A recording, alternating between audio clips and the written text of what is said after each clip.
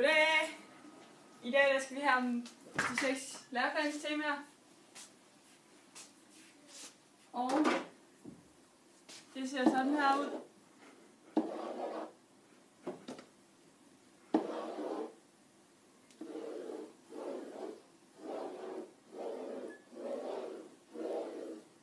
Godt. Eddie. Læreplanstemaer. Det lyder lidt dumt. Synes du? Jeg synes, det lyder totalt hyggeligt. Læreplanstemaer, der kan du selv se, hvad det er. Det er bare sidde til udvikling. Hvordan du udvikler dig som barn.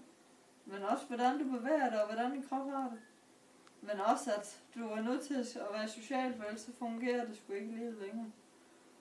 Og at vi er nødt til at være ude i naturen, for at se, hvordan naturen er, og hvad der er i naturens bund.